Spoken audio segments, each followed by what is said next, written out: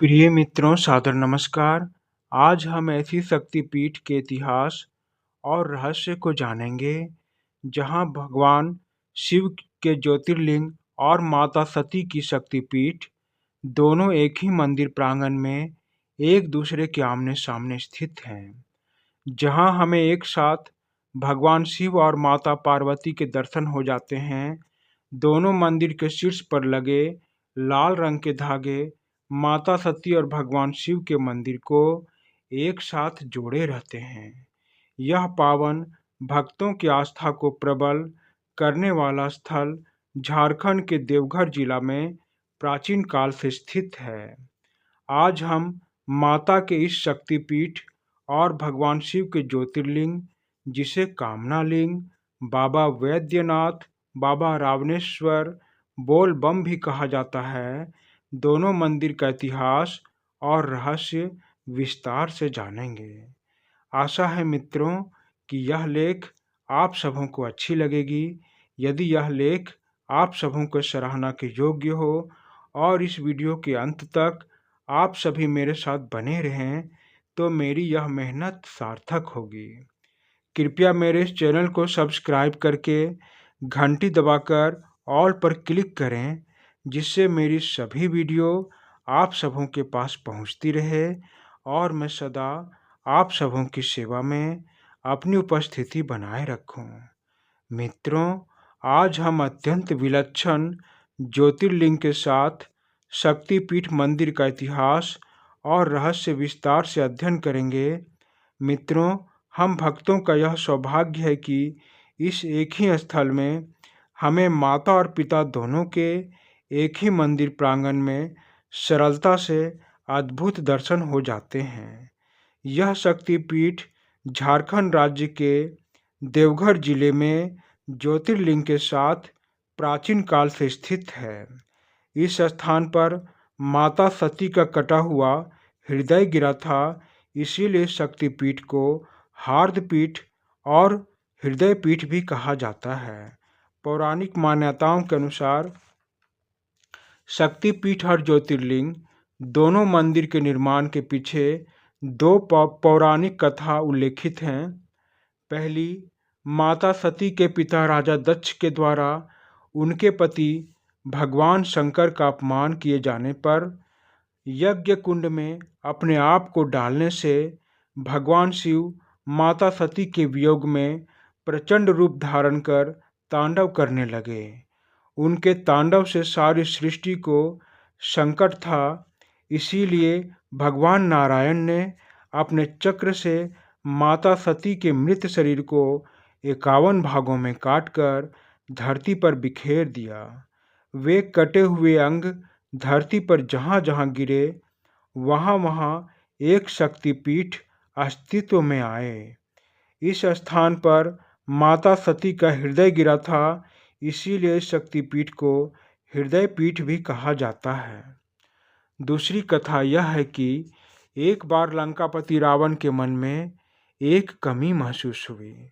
उसने सोचा, मेरे पास सोने का राज्य, खुशहाल प्रजा, उन्नत मंत्री, प्राकृतिक संपदाएं, शक्तिशाली सैन्य बल, अपार धन संपत्ति से भरा राजकोष, उन्नत उपज वाली कृषि व्यवस्था है, फिर भी कुछ कमी है। फिर रावण कई दिनों तक चिंतन करता रहा। चूंकि रावण एक महान शिव भक्त था, वह रोज प्रातःकाल अपने महल में बने शिवालय में भगवान शिव के शिवलिंग की विशेष पूजा अर्चना करता था। एक दिन रावण अपनी कमी की चिंता में शिवलिंग का जलाभिषेक कर रहा था। तभी उसकी बुद्धि ने कहा, हे रावण, तेरे पास इसी शिव की परम पवित्र ज्योतिर्लिंग की कमी है। यह सुनकर रावण नींद से जाग गया, उसकी चिंता दूर हो गई। रावण ने कहा, सचमुच मेरे पास मेरे इष्ट देव की कमी है। जैसे शरीर में प्राण का रहना अत्यंत जरूरी है, वैसे ही जागृत भगवान शिव का ज्योतिर्लिंग मेरे लंका में रहना जरूरी है। मैं भगवान शिव से उनके जागृत लिंग को अपने शिवालय में लेकर आऊंगा। इस निर्णय के पश्चात रावण कैलाश पर्वत में जाकर घोर तपस्या करने लगा। इस घोर तप से भी जब भगवान शिव उनके सामने प्रकट नहीं हुए, तब रावण ने जिदपूर्वक अपनी भक्ति का परिचय देते हुए अपना सिर काटकर कैलाश पर्वत पर तपस्या करने हेतु शिवलिंग पर चढ़ा दिया। रावण के तड़पते शरीर को देखकर कृपा निधान दया के सागर भगवान शिव से नहीं रहा गया और शिव प्रकट हुए। रावण के धड़ से उसका शरीर जोड़कर उससे प्यार से पूछा, हे मेरे भक्त शिरोमणि, तुम इतना कठोर तप क्यों कर रहे हो? तुम्हें मुझसे क्या चाहिए? तब रावण ने अपने इष्ट देव के चरणों को पकड़कर कहा, हे प्रभु, मेरे पास सब कुछ है, परंतु जब आप मेरे पास नहीं तो मैं स्वयं को शक्ति विहीन, प्राणहीन, आयुहीन, निर्धन महसूस करता हूँ। इसीलिए मैं चाहता हूँ कि आप जागृत रूप में अपने शिवलिंग में समाकर मेरे साथ मेरी लंका में निवास करें। तभी मैं अपने आप को परिपूर्ण समझूंगा।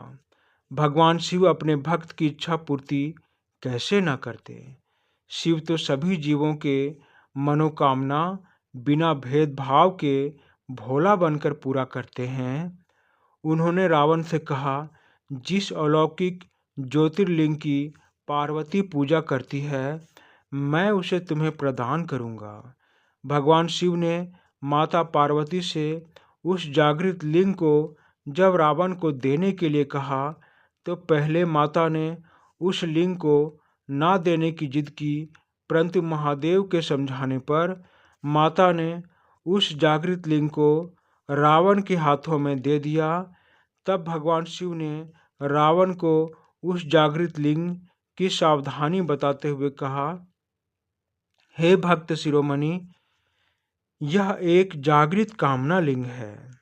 इसे धरती पर एक बार रखने से यह लिंग सदा सदा के लिए उसी स्थान पर स्थित हो जाएगा। इसीलिए तुम इस लिंग को लंका से पहले कहीं भी धरती पर ना रखना। रावण उस कामना लिंग को हाथ में पाकर अत्यंत प्रसन्न हो गया और माता पार्वती भगवान शिव को प्रणाम कर रावण अपने लंका की ओर प्रस्थान कर गया। इस जागृत कामना लिंग को जब रावण अपने साथ लंका ले जाने लगे, तब सभी देवी देवता भयभीत हो गए और भगवान विष्णु के पास गए। भगवान विष्णु ने लीला रचा। कैलाश पर्वत से आकाश मार्ग में अपने यान में उड़ते हुए रावण को भगवान नारायण की लीला से मूत्रवास की इच्छा हुई। रावण ने अपने यान को धरती पर एक वन में उतारा। इधर उधर देखते हुए रावण ने सोचा कि इस लिंग को इस सुनसान जंगल में किसी व्यक्ति को पकड़ने देकर मैं मूत्रवास कर लूँगा। तभी रावण को उस वन में एक चरवाहा दिखाई दिया।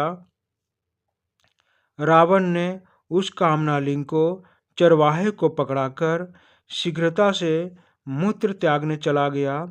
कई घंटे बीत जाने पर चरवाहे ने उस कामना लिंग को वहीं धरती पर रख दिया, जिससे शिव के वरदान स्वरूप वह मंदिर धरती पर अस्थायी रूप से स्थापित हो गया। जब रावण मूत्र त्याग कर वापस वन के उस क्षेत्र में आया, तो उसने देखा कि कामनालिंग धरती पर रखा है और वह चरवाहा कहीं नजर नहीं आ रहा। रावण को यह देखकर बहुत क्रोध और दुख हुआ। उसने उस कामनालिंग को अपने साथ लंका ले जाने का बहुत प्रयास किया, परंतु लिंग जरा भी ना हिला। तो रावण ने क्रोध करके उस लिंग को धरती में अंदर तक धंसा दिया और हार कर पछताते हुए अपने यान से लंका की ओर उड़ चला। वह जंगल झारखंड क्षेत्र में पड़ता था। कुछ दिनों के पश्चात एक गाय जो वन में घास चरने आती थी, उसने उस लिंग पर अपना सारा दूध गिराकर लिंग का अभिषेक करती थी। यह बात पास के गांव वालों को पता चला। फिर सभी गांव वाले उस क्षेत्र को साफ सुथरा कर वहां पूजा करने लगे। यह सब देखकर भगवान शिव ने देवशिल्पी विश्वकर्मा जी को बुलाया और कहा, हे विश्वकर्मा, यह परम संयोग है कि मेरा कामना लिंग उसी स्थान पर अवस्थित हुआ है जिस स्थान पर सती का हृदय गिरा था। इसीलिए मैं चाहता हूँ कि आप उस स्थान पर एक ही रात में मेरे और सती के शक्तिपीठ मंदिर का निर्माण और अन्य देवी देवताओं के मंदिर का निर्माण करें। फिर भगवान शिव की आज्ञा से विश्वकर्मा भगवान ने एक ही रात में यहाँ के सभी देवी देवताओं के मंदिर का निर्माण किया। जब विश्वकर्मा जी सभी मंदिर का निर्माण कर चुके थे तो एक मंदिर का निर्माण कार्य चल ही रहा था, तभी सुबह हो गई। इस कारण इस मंदिर का निर्माण अधूरा रह गया। लेकिन सभी मंदिर में सभी देवी देवता की मूर्ति स्थापित हो गई। तभी से यह स्थान माता सती के शक्तिपीठ और ज्योतिर्लिंग का संगम बन गया। ऐसा माना जाता है कि यहाँ माता सती के हृदय का भगवान शिव ने दाह संस्कार किया था, इसीलिए इस स्थान को चिता भूमि भी कहा जाता है। शक्तिपीठ और ज्योतिर्लिंग मंदिर एक दूसरे के आमने सामने स्थित हैं। दोनों मंदिर चमकीले लाल धागों से अपने शीर्ष पर जुड़े हैं। ऐसा मान्यता है कि जो भी दंपति इन धागों को बांधते हैं वे भगवान शिव और माता पार्वती की कृपा से अपना वैवाहिक जीवन सुखमय बिताते हैं। माता सती के मंदिर की ऊंचाई लगभग 72 फीट है। इस शक्तिपीठ में देवी दुर्गा और मां पार्वती एक चट्टान पर बैठी हैं। तांत्रिकों के इस स्थान पर जय दुर्गा माता का आशीर्वाद लेने के लिए जाना पड़ता है। आज भी लाखों भक्त सावन माह के इस शक्तिपीठ और बाबा वैद्यनाथ के दर्शन हेतु 105 किलोमीटर सुल्तानगंज बिहार में बहने वाली उत्तर वाहिनी गंगा माता का पावन जल कांवर में भरकर पैदल चलकर यहाँ देवघर आते हैं और माता पार्वती तथा भगवान शिव को पावन गंगा जल चढ़ाकर अपना जीवन धन्य बना लेते हैं। आशा करता हूँ मित्रों कि यह लेख आप सबों को अच्छी लगी होगी। धन्यवाद मित्रों, धन्यवाद।